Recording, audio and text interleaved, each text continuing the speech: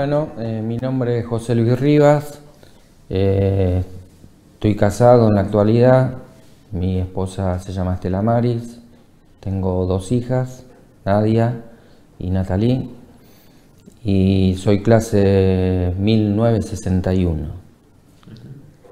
Te comento un poco cómo vengo. Yo soy hijo de inmigrantes españoles. Mi abuelo estuvo en la Guerra Civil Española, que duró de 1936 a 1939. Y después del año 55 se vino para Argentina. Trabajó como marino mercante y estuvo trabajando en empresas particulares y también trabajó en el Servicio de Transportes Navales. Él estuvo en esa época, el Servicio de Transportes Navales tenía las barcazas, se llamaban Cabo San Gonzalo, Cabo San Pío, tenía el buque Bahía Tetis, Bahía Aguirre, y bueno, petrolero Punta Delgada, y alguno me debo estar olvidando, pero inclusive las barcazas en esa época hacían viajes a Malvinas, llevándole provisiones y tubos de gas, anduvieron antes de la guerra, mucho antes. Y por parte de mi padre también. Mi abuelo era navegante, marino mercante. O sea, que venís ya de toda una familia Sí, por supuesto, sí. que navega. Los únicos que no navegaron fueron mi hermano, que es docente, fue docente hasta el año pasado, y mi hermana. Pero después mis tíos, todo descendencia de marinos mercantes. Y vos cuando eras pibe ya tenías un vínculo, ¿no? Con todo ese Sí, mundo. sí, me gustaba, les pedía, mi padre también, marino mercante, y les pedía que me llevaran a los barcos, me llevaban, hasta con mi abuelo fui, me acuerdo una noche, a hacer una guardia a un barco. Vos, bueno, vivías en Avellaneda. Sí, sí, en ¿Y Sarandí. a dónde ibas? ¿A qué puerto ibas? Y en esa época los buques de transportes navales atracaban en lo que era el dique 2, ahí donde está Puerto Madero. Y con mi papá, que estaba en un petrolero, paraban en la destilería de La Plata y también me llevaba. Inclusive me llevó a hacer un viaje, fuimos hasta Concepción del Uruguay. Sí.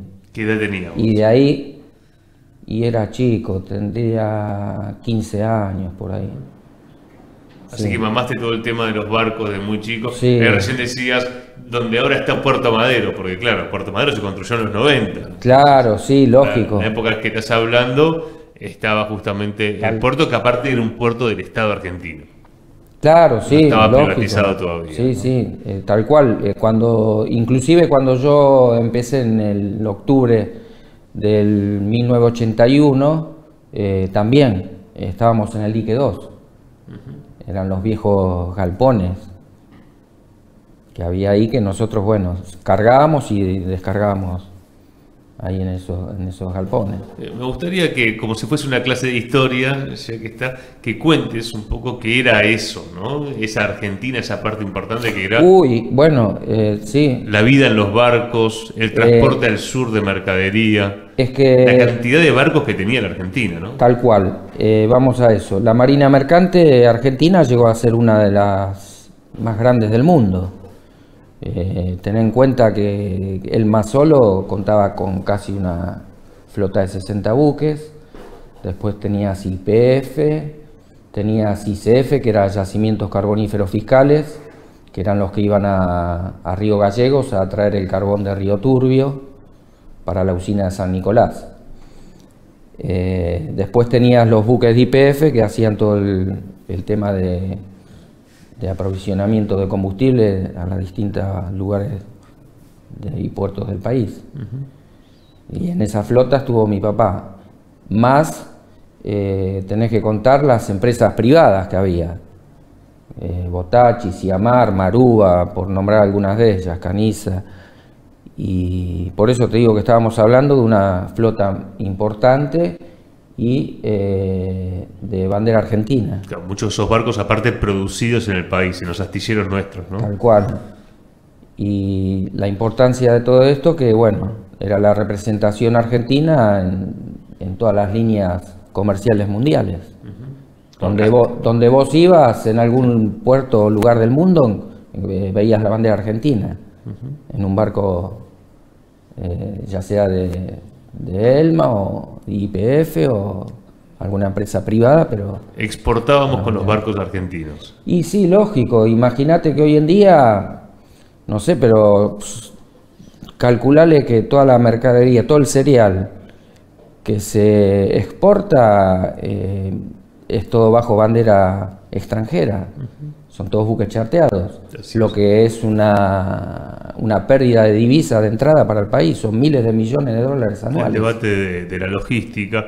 Contame, en tu época de chico, de adolescente, y sobre todo en tu escuela, tanto primaria como secundaria, ¿qué te enseñaron? ¿Qué sabías vos de Malvinas?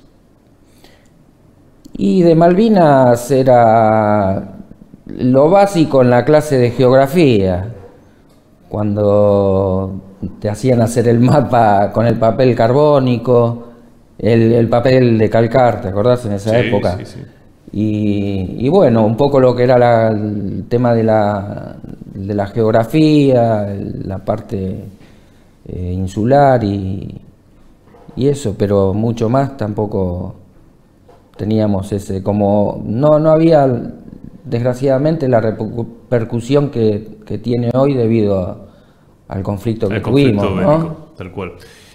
Y vos ya entonces, de adolescente, cuando estabas haciendo la secundaria, que me contabas que hiciste allí en Avellaneda, ¿no? Sí. De donde sos, ya estaba el sueño de subirte un barco, ser marino mercante, tenías...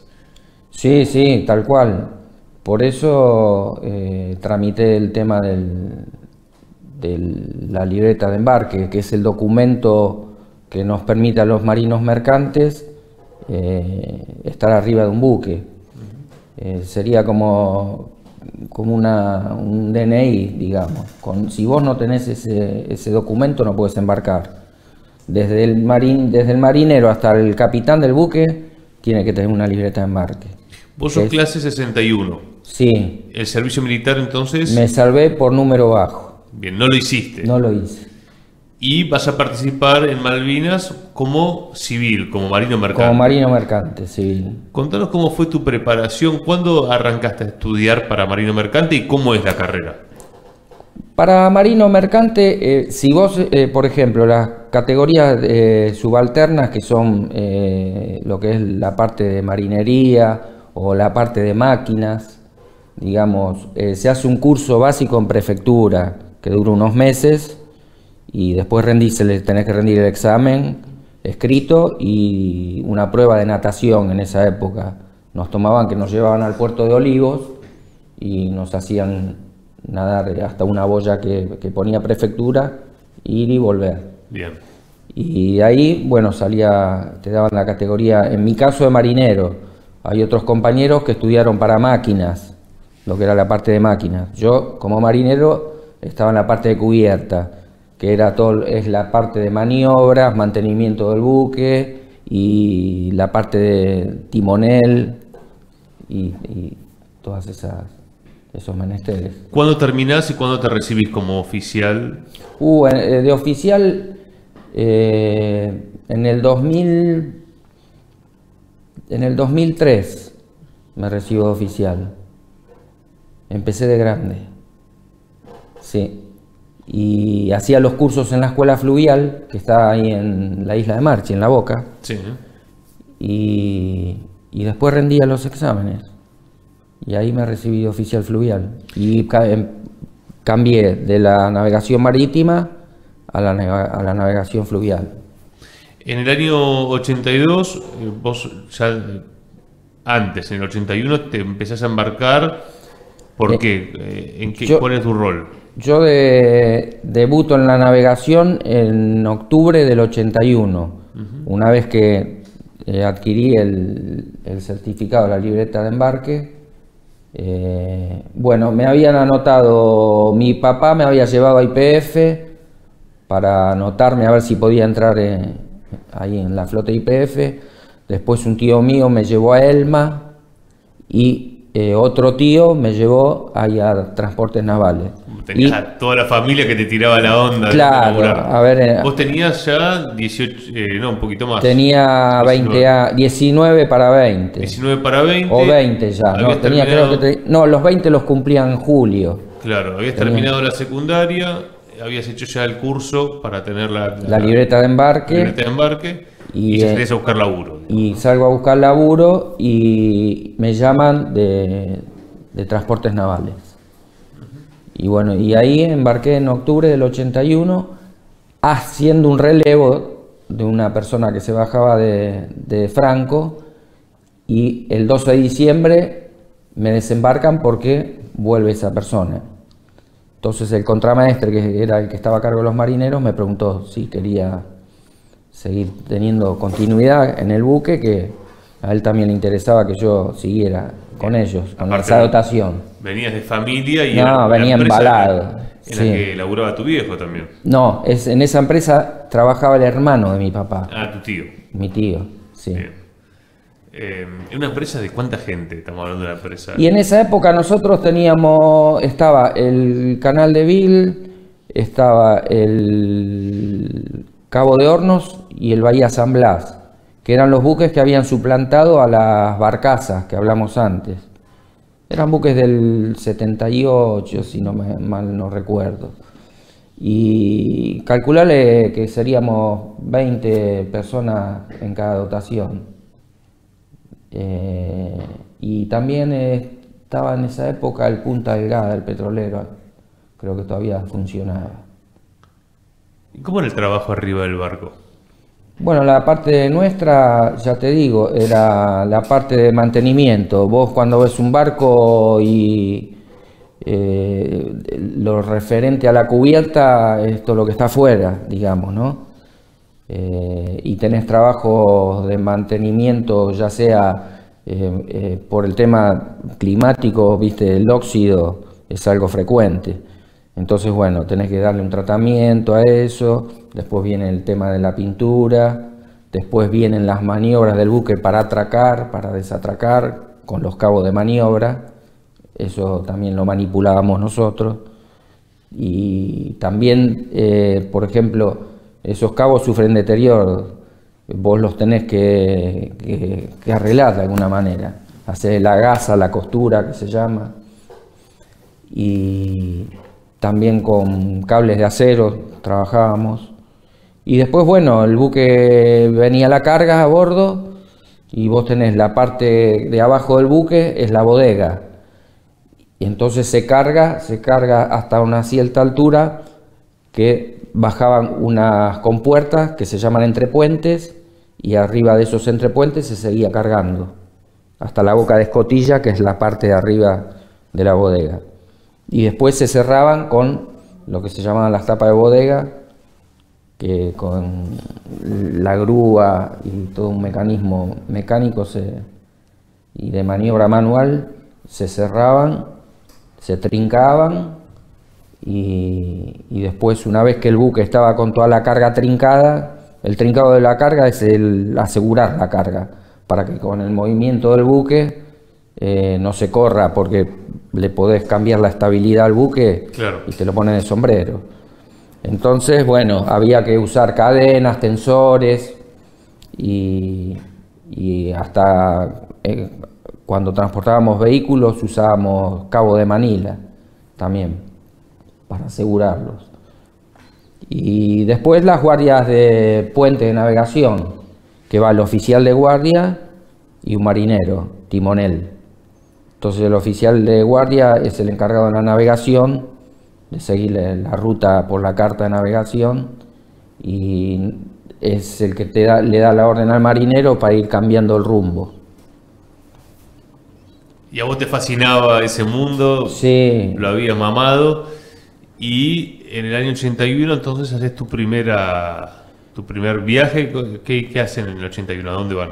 Y en el 81 veníamos continuando lo que hacía en sí el servicio de transportes navales, todo lo que era abastecimiento a los puertos del sur, toda la parte ya era más comercial, ya en esa época ya empezaba el contenedor. Aparecía el contenedor. Llevaban víveres. Y cargas comerciales también. Hemos llevado maquinaria de estos de, ¿cómo es que se llaman? Vial, maquinaria vial. Ajá. De todo. Aparte, bueno, lo que iba dentro de los contenedores no lo sabíamos porque... ¿Qué tamaño tenía el buque? Y el buque tenía 119 metros por 16 de eslora. 16 de... 119 de eslora. 119 de eslora y 16 de manga. Bien. Y un calado de 6 metros. Entonces, en el 81 haces ese primer viaje al sur, ¿no? Sí.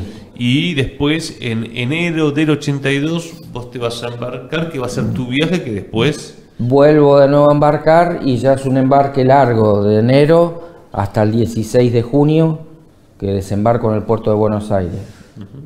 Y vas a vivir la guerra desde el barco. Claro, Contanos nosotros... de tu buque y todo lo que nos quieras contar de detalle, Sí, de cómo era ese buque. El buque tenía 3 bodegas, la número 1, 2 y 3. Las dos más grandes eran la 2 y la 3, la que más carga entraban. Y bueno, ya previo al 2 de abril ya, si bien para nosotros era normal, porque al ser buques de la Armada siempre estábamos transportando pertrechos militares a distintos puertos del sur y todo eso. Pero en esa época ya se veía que se intensificaba más, ¿no?, el movimiento ese.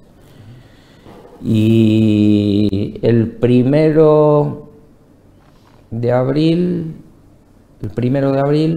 estamos rumbo a Ushuaia, a la altura, yo calculo sería a la altura de Río Gallegos. Yo estaba de guardia y tipo 6 de la tarde, que ya en esa época ya es de noche, nos sobrevuela un avión, un Hércules. Pero nosotros era como que lo ignorábamos el tema porque no, si algo lo sabía el comando del buque. El comando era militar, el comandante y 3 oficiales. Después del resto, de ahí para abajo era todo personal de la Marina Mercante. Personal civil que, Sí. Digamos, dependía de la Armada. Claro, La trabaja. Armada es la que le pagaba el sueldo. Claro, sí, tal cual, sí, sí. Y Bueno, va a pasar un Hércules. vemos pasar un Hércules, bueno, había silencio de radio, ahí nadie, el comandante, nadie decía nada. Seguramente son hechos que después... Que después uno con el tiempo Con el diario del lo lunes, relaciona, claro. y dice, ah, Era por esto. era por eso. Era por eso que al otro día, el 2, nosotros el 2, a las 6 de la mañana, entramos en el canal de Beagle, y a las 12 del mediodía yo me entero porque voy a relevar al muchacho que estaba, mi compañero que estaba, nosotros operábamos las grúas también del buque para la carga y descarga. El buque tenía 3 grúas, una para cada bodega. Y cuando subo, que había que subir una altura considerable hasta arriba de la cabina de la grúa, estaba escuchando la radio, él tenía una radio portátil, y me dice, recuperamos las Malvinas, me decía. Y yo no entendía nada, porque como había estado también de guardia de madrugada, recién me levantaba para ir a relevarlo. Y claro, desde la altura... ¿Cómo se llamaba él, el comandante? El comandante se llamaba Carballo D'Amico.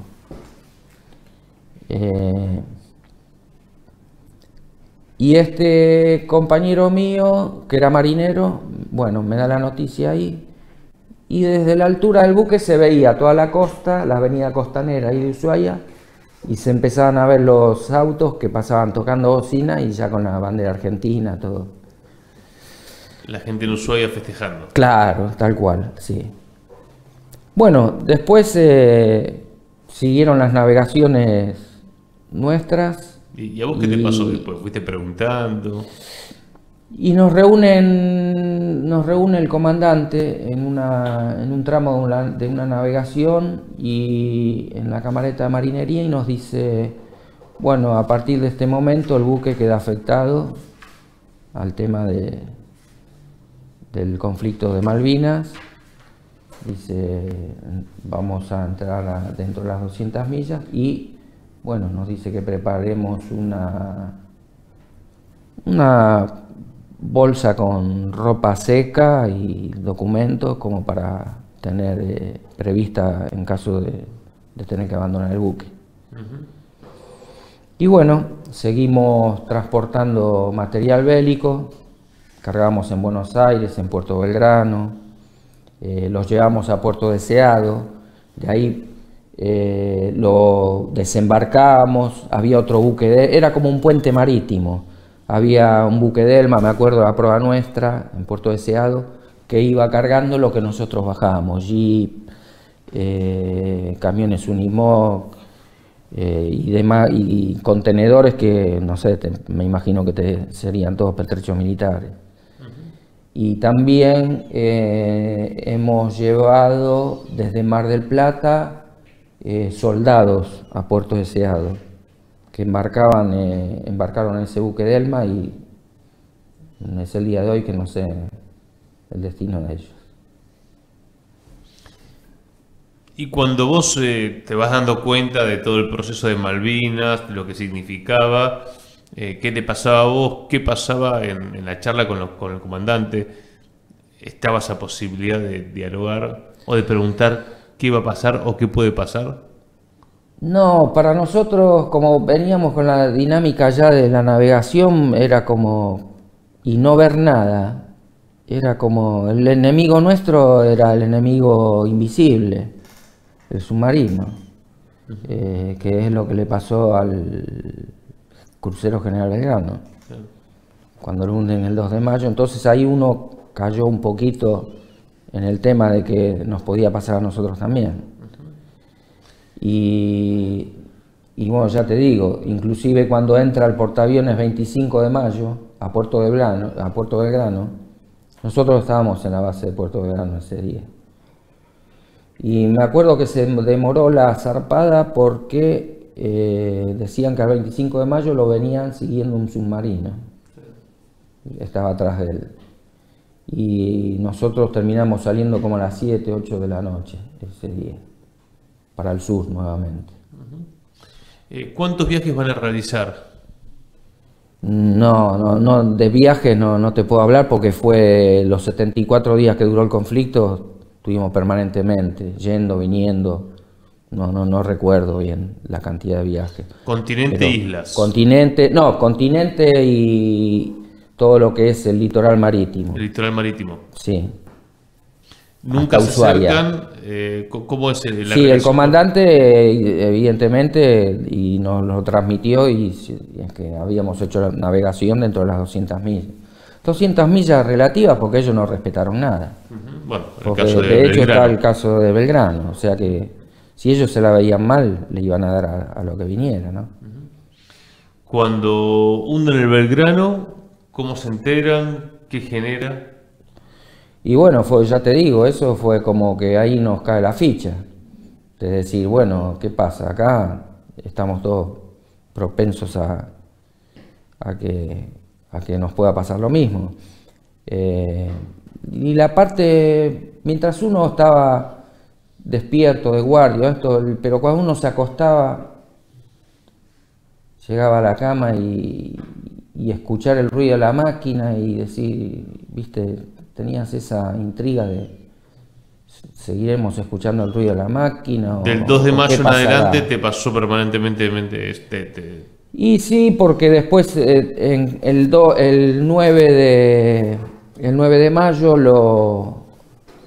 está bien que estaba estaba ya en las islas, lo bombardean al pesquero Narwhal.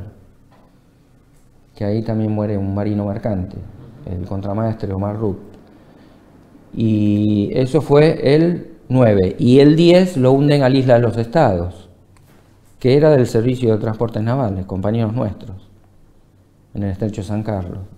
Ahí pierden la vida 17 marinos mercantes. Sí. De 24, vos fijate, de 24 tripulantes se pierden 17 vidas, casi un 72% de la dotación del buque. El Belgrano tenía, creo, 1093 personas, si no me equivoco, y fallecen 323. O sea que en la parte mercante fue una baja muy grande de la marina mercante, ¿no? Se conversaba nuestros. ese peligro. Te pregunto eso y también te pregunto qué se sabía de lo que estaba pasando en las islas durante el conflicto. Nosotros la información que teníamos era la que tenían ustedes.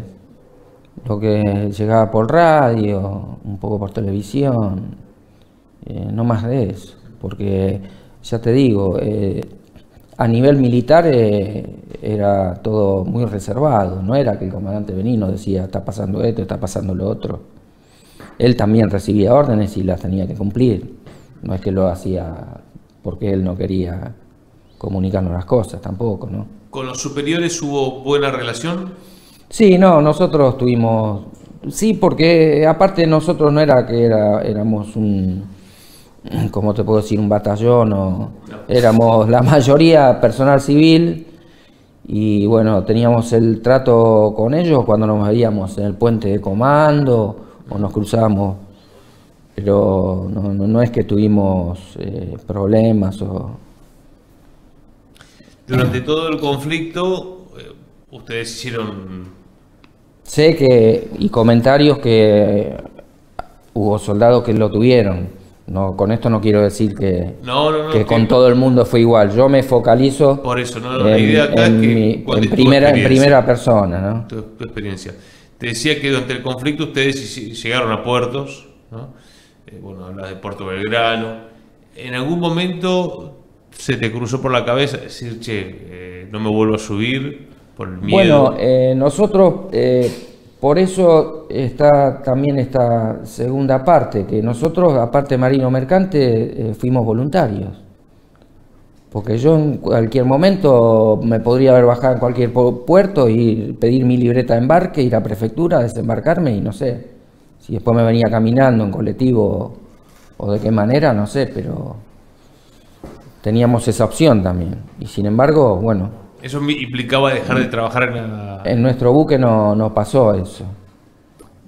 Pero más allá de ser voluntario, que pasó en tantos otros casos, si vos te bajabas y te ibas, ¿qué pasaba con tu puesto de trabajo? Y eso como no sucedió, no lo sabemos. No es que vinieron y tampoco nos decían, mire que si usted se va, no hubo nadie que dijera, no, yo me voy o... ¿Y por qué? Y yo pienso que ya con 20 años te llevas todo por delante. ¿Es eso? Y es eso y bueno, el sentido de pertenencia. Uno vive en esta tierra y la quiere. Me parece que es una pregunta para hacernos hoy, porque se ve en tu generación, ¿no? La generación Malvinas, la cuestión del deber muy fuerte. Y sí, lógico. No sé si sigue siendo así, tampoco lo quiero poner en cuestión, aparte no estamos en una situación similar, pero en muchos que plantearon, no se me ocurrió decir que no quería ir. Yo tenía que ir porque los soldados diciendo, porque eran mis compañeros, ¿cómo no iba a estar yo también? Bueno, ahora vos contás algo parecido desde otro lugar, siendo civil, sí, siendo tal marino cual, mercante. Tal cual. Sí, el grado de compromiso que uno tiene con su país, con su patria. ¿Volviste años después sobre esa decisión de permanecer en el buque, de permanecer en tu rol como marino mercante? De hecho, nosotros seguimos trabajando, después de que terminó la guerra, seguimos trabajando. Yo tuve 22 años y medio. Mirá. Recién me fui en el 2004. que es cuando me cambio a la navegación fluvial, porque había obtenido en el 2013 el título de oficial fluvial. Pero yo estuve más de marinero que de oficial. De marinero entonces del año 81 hasta el 2004. Del 81 hasta el 2004. ¿Y después navegar por los ríos es muy diferente? Sí, es diferente. Es una navegación diferente, sí. ¿Y ahí estuviste hasta qué año? Y ahí estuve hasta fines del 2014 aproximadamente, sí. 10 años más. ¿Y ahí dónde navegaste? ¿En qué ríos? Y ahí estuve todo lo que es el río Paraná. Tuvimos todo lo que es el Río de la Plata, he ido hasta Montevideo, después lo que comprende la navegación, pasaje Talavera, Río Guazú. Me tocó también trabajar 3 años en Posadas. Ahí donde se hizo la costanera nueva que hay. Sí. Bueno, nosotros estuvimos trabajando en el relleno de esa costanera, porque estuve en un barco arenero que, bueno, extraíamos arena del lecho del río y la descargábamos ahí sobre la costa. O sea que conoces mucho el país desde el mar y los ríos, ¿no? Sí, bastante. Sí, la posibilidad que dentro de lo que se puede, porque tampoco es que uno va de vacaciones. No, va a trabajar. Estás ahí arriba y... Te quiero llevar al año 82. Vos decís que las noticias que te iban llegando tenían que ver más bien con, bueno, lo que llegaba también al continente, al público en general. Claro. Al menos, bueno, vos no te enteraste, quizá el comandante sí. No teníamos nada en especial. Seguro que, como pasa en toda guerra, hay secreto militar y son cosas que manejan la superioridad, ¿no? Y me especificabas que el Beagle, que es el buque en el que estabas vos, no llega a Malvinas, sí va a estar dentro de la zona de exclusión. Dentro de la zona de exclusión y permanentemente navegando y haciendo apoyo logístico. Transportando material bélico, hasta las cocinas de campamento. Sí, sí. Hemos llevado, sí. Con respecto al 14 de junio, ¿qué recuerdo tenés? Mira, el 14 de junio veníamos, si yo bajé de San Martín el 16, calculo que estaríamos navegando a la altura de Bahía Blanca, por ahí. Y bueno, te digo la verdad, no tengo un recuerdo tan vivo de ese momento, de ese día. No sé si es una negación o qué será, pero... ¿No te acordás tampoco cómo te enteraste del cese del fuego? No. ¿Y cómo se vivía en el buque la cuestión Malvinas? El estar en guerra, el estar en el medio del conflicto. Y bueno, cada uno hacía lo que podía en cuestión de transmitírselo a su familia, porque también era difícil, desde el buque no se podía hablar. En esa época no teníamos celulares. El tema de cartas era prácticamente tampoco. Llegábamos a lo mejor a algún puerto, íbamos a lo que era la antigua Entel. Y bueno, y de ahí llamaban. Y de ahí podíamos hablar. ¿En tu casa tenían teléfono? Mira, mi casa del barrio fue una de las casas que primero teléfono hubo en Sarandí. Mira. Por el tema de que como papá navegaba, tenía que llamar a la empresa para cuando tenía que embarcar, a qué hora llegaba el buque y a qué puerto iba. Entonces él de esa manera sabía dónde tenía que ir y a qué horario. Entonces, bueno, que sea por eso gestionó que Entel le ponga el teléfono. Y por eso todo el barrio venía a hablar por teléfono a casa cuando necesitaban algo. Sí. ¿Guardás todavía esos viejos teléfonos? No sé si debe estar en la casa de mi mamá, por ahí. Pero... ¿Cuánta historia, no? De quién tenía teléfono en el barrio. Uy, terrible, terrible. ¿Y vos te acordás haber hablado con tu casa para decirle, che, yo he hablado... vamos a Malvinas?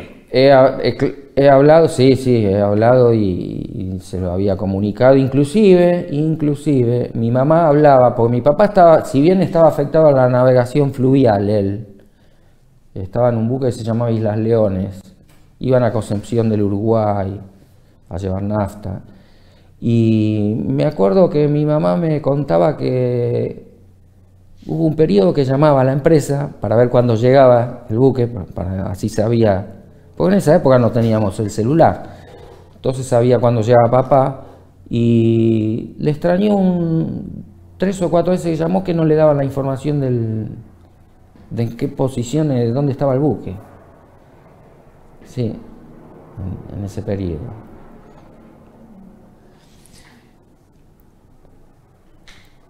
Qué momento me imagino de estar navegando, hablando de la cuestión Malvinas,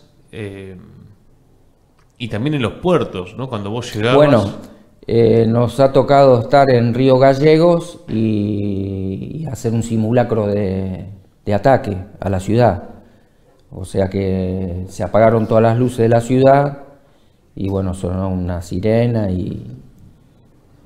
Siempre se dice que la población del sur vivió de otra manera. Y sí, lo vivió de otra manera, inclusive nosotros nos sobrevolaban los aviones de la Fuerza Aérea o de la Armada, que cuando pasan hacen un estruendo que es impresionante.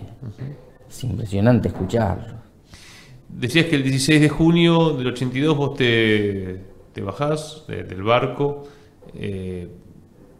vos después seguís trabajando normalmente. Sí, porque el servicio de transporte navales tuvo una continuidad hasta ¿hasta qué año fue más o menos? Habrá sido hasta el 2002, 2000, sí, por ahí. Porque, ¿qué pasa? Cuando empieza a ser redituable la línea comercial marítima, empezaron a meterse las empresas privadas. Entonces ya dejó de ser competitivo el transporte marítimo para la Armada, por cuestión de buques que tenían 2 motores, a gasoil, consumo. Entonces retornan al principio, a bajar la tripulación mercante, muchos fueron despedidos, y otros, e incorporan todo personal militar. Pasa a ser buque nuevamente tripulado completamente por tripulación militar. Es una década de los 90. Y queda desafectado. No, eso ya te hablo del año 2000, por ahí, sí. No. En la época de los 90 fue la barrida de la flota mercante argentina, sí. En lo que se refiere ELMA, YPF, ICF. A nosotros no nos pudieron barrer porque era de la Armada. Nos quedamos sin barcos, básicamente. Nos quedamos sin... Sí, nos quedamos sin la flota mercante argentina. Lo que, como te comentaba antes, trae el prejuicio económico. Y soberano también, porque imagínate que cuando fue de la guerra, ¿cuántos buques mercantes participaron? Una cantidad importante. ¿Y tu relación con los veteranos de guerra, con la cuestión Malvinas? ¿Cómo me decías que ahora estás conectado con la Asociación Combatientes de Avellaneda? ¿Pero esto es de ahora, es de antes? No, yo también soy socio del Centro de Civiles de Veteranos de Guerra. Desde que terminó el conflicto y se creó el Centro de Civiles, de ahí también soy socio y hay épocas que participo más, épocas menos. Ahora estoy participando un poquito más. ¿Este centro de civiles decís que se formó cuándo? Y este fue después de que terminó el conflicto. Se formó. Ya por el 82. Sí. ¿Y por qué se juntan? Y en esa época, bueno, lo comenzaron, estaba el capitán de Becchini, que era del Carcarañá, el capitán del Carcarañá, estaba el comisario a bordo, no me recuerdo ahora el nombre. Bueno, ellos fueron los que impulsaron la formación. del centro, y nosotros nos acoplamos después. Gran cantidad de los que éramos del servicio de transporte naval, los 3 buques que habían participado, nos incorporamos a ese centro. O sea que... Tetamanti se llama el comisario de a bordo del buque Carcarañá, Santiago.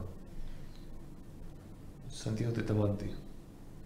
Y bueno, plantea la organización del centro como para plantear alguna reivindicación. Sí, no, hicieron un gran trabajo, aparte, bueno, dando clases, bueno, todo lo que relativo a malvinizar, ¿no? Un poco, y hacer visible la temática de Malvinas. ¿Podemos decir entonces que la propia Armada abraza este centro? ¿O algunos integrantes? No, esto es únicamente de personal civil. Personal civil. Sí, sí, personal civil. Bien. Pero bueno, no lo combaten, digamos. No, inclusive cuando, ya te digo, cuando fue la condecoración de operaciones de combate, fue mi esposa a recibir la medalla porque yo estaba navegando. Hicieron un acto en el edificio Libertad. Y ¿Eso en qué año de fue? eso tengo foto. No recuerdo bien en qué año fue. Pero más o menos. ¿Cuándo se condecora? No recuerdo porque yo estaba navegando en esa época. La foto tiene. Pero fue en los 80, tiene los que tener 90, la fecha. después del 2000. No, después, más adelante, sí. Después del 2000. Habrá sido, sí. Pero en realidad tu vida es casi estar arriba de un barco, ¿no? Sí. Sí, de hecho, bueno, uno pierde muchas cosas, ¿viste? Vos me decís, y tus hijos, y bueno, hay detalles que no los tuviste y otros que tal vez te van pasando, porque es una vida dedicada es otro mundo. Claro. Con tu mujer, ¿cómo te conoces? ¿Cuál es la relación? Mi mujer es del barrio, sí, vivíamos a 50 metros uno del otro. La misma cuadra. En la misma cuadra. Está bien. Y sigo en la misma cuadra. No te moviste. No. Así que, y ahí bueno, sí, nos casamos, tuvimos dos hijas. ¿Alguna de ellas tiene vínculo con la Marina? Ahora están, ahora que yo empecé a participar más, mira, hay un detalle, vos sabés que mi abuelo nunca me quiso hablar de la guerra. Cuando estuvo él en la guerra civil, nunca me habló de la guerra. Y hay muchos casos, ¿no?, de españoles que venían muy castigados. Y tal vez yo recibí eso mismo que no supe transmitírselo a ella, ¿viste? De cómo viviste vos la guerra. Tal cual. Y es como que algo que estuvo en silencio en la familia hasta los últimos años. Y ahora estoy me solté bastante. Quizá por eso podemos hacer esta entrevista. Tal cual. ¿Y qué es lo que en el recuerdo te emociona o te pone más sensible? Y viste, los compañeros que quedaron allá, que son los verdaderos héroes. La causa Malvinas, vos decís que ya en el 82 se empezaron a reunir como civiles. Sí. ¿Qué se charlaba en esas primeras reuniones? Y las experiencias que había vivido cada uno desde su lugar, ¿viste? ¿Había compañeros de qué buques? ¿De qué? Y ahí estaban del Formosa, del Carcarañá, de muchos buques de Elma. Del Elma, bueno, vos estás Sí. vos sos del Beagle. Sí, nosotros estábamos por la parte de transporte naval del Beagle, Cabo de Hornos y Bahía San Blas. Y vos vas a seguir trabajando. Sigo trabajando como marinero hasta el 2004. Sí, tuve 22 años, 7 meses. Y la cuestión Malvinas, digamos, continúa en tu vida, por lo menos de participar en este centro de civiles, ¿o no? Sí, ahora, como te digo, empecé de nuevo. Tuve una etapa que estuve después de la guerra, participé bastante, inclusive había estado en una de las comisiones directivas. Y después hubo un periodo que como que no participé tanto y bueno, y ahora volviste. Y ahora volví. Uh-huh. Era un momento en la sociedad argentina... Ya estamos grandes. Sí. Y compañeros míos más grandes, ¿sabes? Sí, he conocido. Porque son marinos mercantes, no era que coincidan con la misma edad. Claro, vos eras Hay un gente pibe. que me dice, claro, yo era el más joven del buque, de la dotación. Hay algunos que tenían 30 años. Y me llevaban 10, por lo general el que menos me llevaba eran 10 años. Claro. Eran de gente de 30 y pico, de 40 y pico. Y Gente que le faltaba poco para jubilarse, había de todo. sé que eran momentos en los que, bueno, se empieza a dar el proceso de desmalvinización. ¿Cómo conviviste con esa Argentina donde había, por ejemplo, un gobierno que era el de Alfonsín que no los reconoció a los veteranos? Y quizá también una sociedad que todavía, bueno, está muy confundida la cosa, ¿no? Era como que Malvinas eran los militares y no los combatientes. Claro, yo pienso que el tema pasa por ahí, ¿no? Que la bronca o el desapego lógico que tiene una sociedad a una dictadura militar. Entonces canalizaban todo por el mismo lugar. Y de ahí, bueno, el tema que éramos no rechazados, pero ignorados, ¿no? Uh-huh. Y después va a llegar la primera pensión con Menem, o el primer reconocimiento. Claro, ahí empezó, después de 10 años, creo. Sí. Vos a eso estuviste atento, estabas... Sí, hemos participado de manifestaciones que se hicieron. Uh-huh. ¿En cuál te acordás haber estado? Y me acuerdo un 28 de marzo, yo creo que era en la época de Alfonsín, ahí en la Plaza de Mayo, sí. Éramos 15, 20 locos. ¿Y qué se pedía? ¿Reconocimiento? Y reconocimiento, sí. El tema de salud también.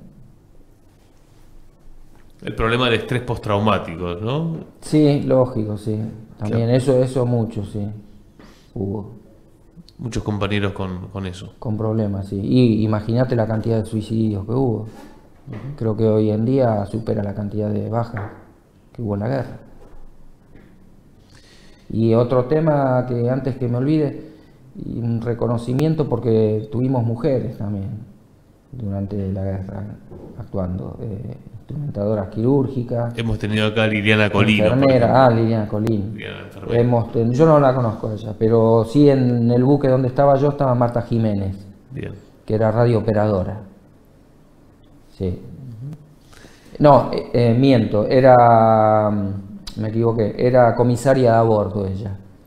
Que para ustedes que no saben lo que es un comisario a bordo, que suena medio raro, es la persona que se encarga de la parte administrativa del buque. Todo lo que es los manifiestos de carga que vienen en el buque, lo que es embarque y desembarque de la tripulación, que eso se vuelca en un libro de rol. Y bueno, toda la parte esa la realizaba ella. Y estuvo durante todo el conflicto con nosotros, sí, también.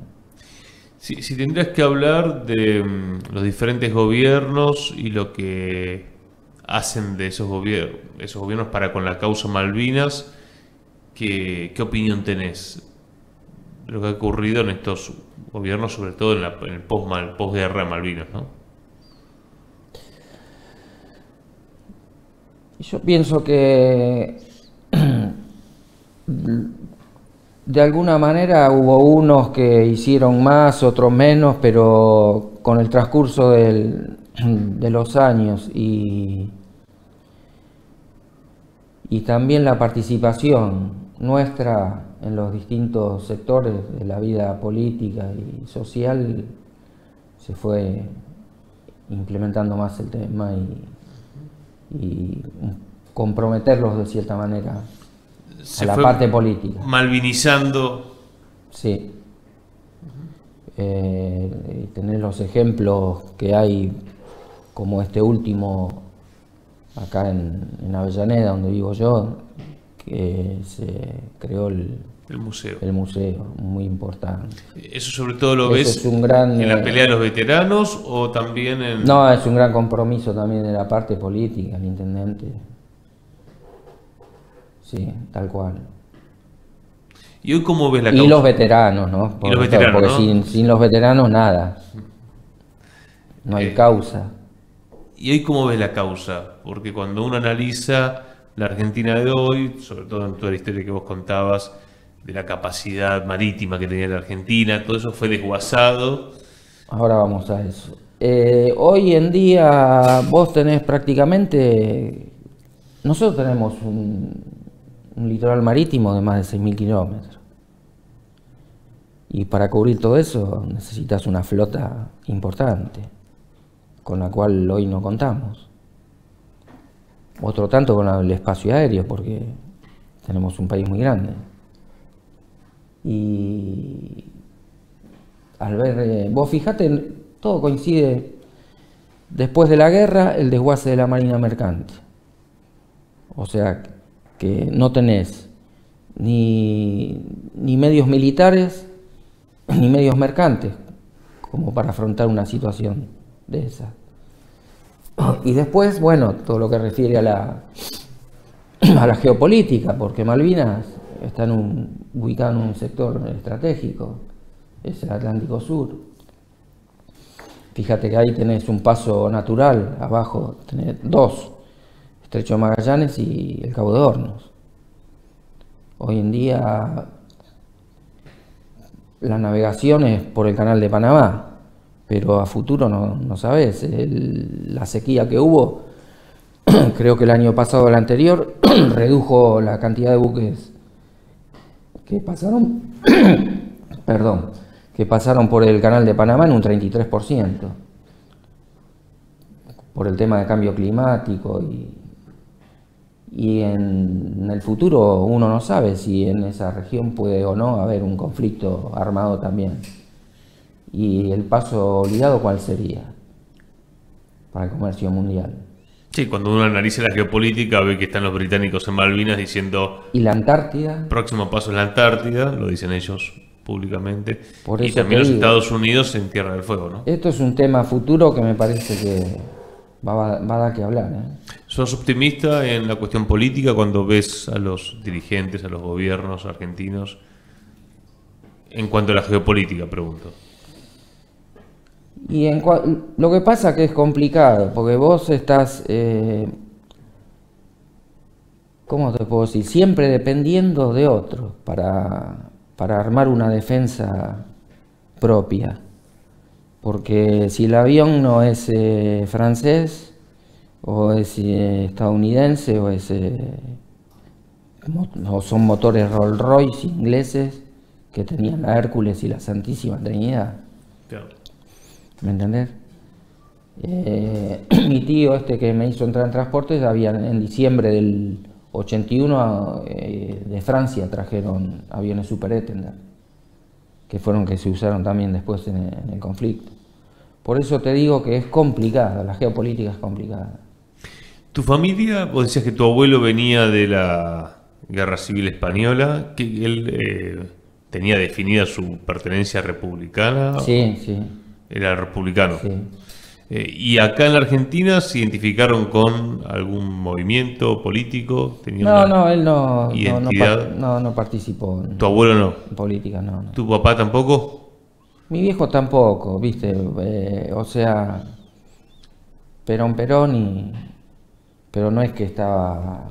Está bien, pero tenía una identidad peronista, digamos, un voto. Sí. Y después, la cuestión del nacionalismo, vos la sentiste, digamos, de pibe en tu casa, en tu barrio.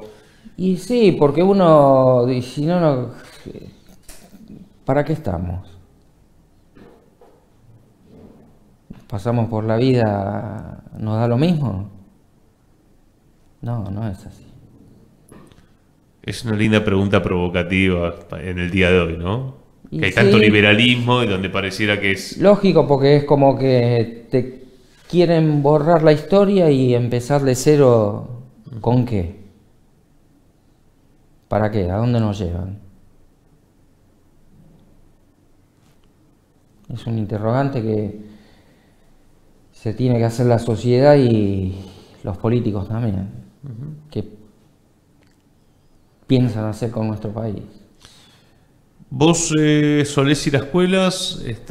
Cuando hablas de la cuestión Malvinas. Sí, ahora gracias a la incorporación que tuve acá en la asociación, De Avellaneda. sí, los muchachos me dan la posibilidad de ir a dar charlas a las escuelas. Antes de ayer estuve ahí en una escuela de Wilde. ¿Una escuela Estuve primaria? Con Martínez y Faustino, sí. Y Ajá. otro compañero, no recuerdo ahora el apellido. Bueno, Sí, de fitness. Y estaban los chicos de la clase y vino el vecindario también. ¿y cómo fue la charla? Quizá a Y- alguno le sorprende como diciendo, ¿cómo que vos eras civil y estabas? ¿No te pasa con esas preguntas? Claro, sí, porque dicen cómo uno, lo que primero se le viene a la memoria es un soldado con un fusil, ¿no? Ujú. Pero bueno, la guerra tiene distintas etapas. Va desde lo logístico, si nosotros no transportamos el fusil o la parte logística, hay cosas que no llegan in situ, donde se tienen que usar. Más allá de eso, como le decía yo ayer a los muchachos, los que estuvieron ahí en el frente de batalla es un reconocimiento que invalorable, ¿no? Si bien nosotros podíamos haber sufrido la misma consecuencia de Belgrano, pero no pasó. Pero los que estuvieron ahí Sí, sí. tienen otro, no sé si otro valor, pero de parte mía, un reconocimiento de otro veterano. Esto que decías del Belgrano claramente le impactó yo todos los que conocí que estuvieron embarcados, fue como un antes y un después, ¿no? Ver que no había ningún tipo de reglas para los británicos No había ni reglas y y imagínate el que peligro de un ataque de un submarino era algo posible en cualquier caso. imagínate que nosotros, el Belgrano era un crucero, estaba artillado, nosotros éramos un buque de transporte, sin artillería, sin nada. A nosotros se nos podía arrimar un helicóptero, un avión, lo que sea, ¿con qué le íbamos a tirar? Estaban regalados. Ni tampoco era que íbamos acompañados de un buque de guerra al costado. En lo que tiene que ver con la producción cultural sobre Malvinas, películas, lo que se ha hecho hasta ahora, ¿hay algo que te representa más a vos que, bueno, has participado del conflicto? Te digo la verdad, hay películas que no las vi. No sé si no las quise ver por alguna razón o algún documental he visto. Y bueno, todo lo que sea de difusión viene bien, ¿no? Más para las futuras generaciones, que es lo que hablamos siempre en las escuelas, que ellos el día de mañana, tal vez más de uno de ellos, les va a tocar ejercer un grado político o de gran representación, o no se sabe. Ah, eso es malvinizar, ¿no? Volver sobre lo Y nacional. a lo mejor les va a tocar hablar sobre el tema y hasta tomar decisiones. Post Malvinas, ¿cómo fue el trabajo estando embarcado? Porque vos seguiste, me contabas, hasta el 2004 en el mar. Sí. Y en un mar argentino colonizado por los británicos. Eso no lo puedes conocer. Sí, mira, o sea, terminó la guerra, ya no tenés digamos, ese temor de que te pueda pasar algo porque se terminó la guerra. Los que nos tocó en el Mundial, para la final, ahora lo que coincide con la final del Mundial 86, nosotros salíamos de Ushuaia, estoy hablando de 4 años después de la guerra, y Vos salís de Ushuaia, haces el canal de Beagle y después cuando tomás rumbo para el norte, pasás entre la isla Grande de Tierra del Fuego y la isla de los Estados. Bueno, esa parte marítima se llama Estrecho de Lemer. Ese Estrecho de Lemer por lo general es bastante complicado, te trata bastante mal la climatología.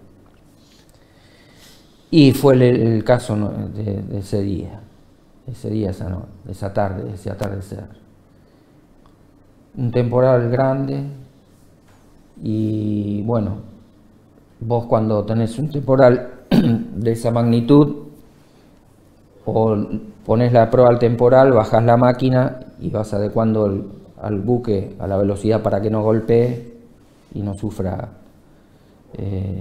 la parte estructural del buque, o te pones a popa al buque, vas barrenando, que fue el caso nuestro.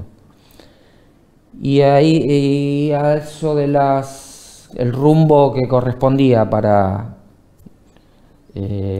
no tener peligro náutico era para la zona de exclusión.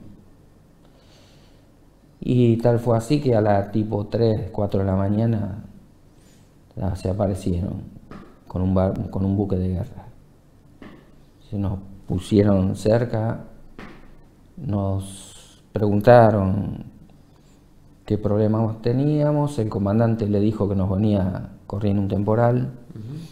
Nos hicieron prender las luces de cubierta para ver qué teníamos sobre cubierta y justo dio la casualidad que no traíamos carga sobre cubierta, nada. La cubierta estaba toda despejada. Y estuvimos un par de horas, ellos se fueron, estuvimos un par de horas más y después retornamos a nuestra ruta habitual para seguir viaje para el norte. En la cuestión diplomática vale... Sí, pienso que ellos tenían aviso vía Cancillería. Claro.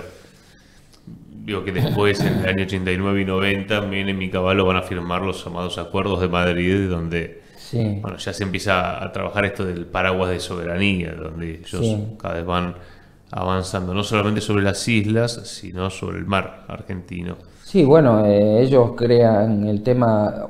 Antes de la guerra tenían las islas, después de la guerra se quedaron con las islas y las 200 millas, ¿no? Y vendiendo permisos de pesca ilegales. Ellos tienen un PBI per cápita anual bastante importante. Primero, porque son pocos habitantes, y segundo, por el tema de la venta de los permisos de pesca a distintas empresas pesqueras multinacionales que van a pescar ahí. Al margen que también se habla de recursos petrolíferos, ¿no? José Luis, hacia adelante te vuelvo a preguntar cómo ves la causa en función de lo que tenemos hoy como realidad política argentina. Porque a tus espaldas tenés el verdadero mapa de la Argentina, que es el mapa bicontinental, con Tierra del Fuego en el centro, pero uno diría, si no ejercemos soberanía, los mapas se pueden modificar. Sí, yo pienso que hay que seguir con el tema de malvinización y hacerle ver a la parte política, que es la parte actora en las decisiones del día a día de nuestro país y de nuestra sociedad, que se comprometan y que tienen que seguir bregando para tratar de, no sé cuándo será, pero en algún momento que las Islas Malvinas estén ocupadas por argentinos, ¿no? De forma pacífica. ¿Y qué mensaje le darías a los más jóvenes, quizá en línea con lo que ustedes plantean cuando van a las escuelas? Bueno, sí, aparte de explicarle la vivencia de cada uno, nosotros, como te vuelvo a repetir, yo lo he dicho en una charla ahí en la Secretaría de Cultura de Avellaneda, que los jóvenes van a tener que tomar la bandera nuestra y al que le toque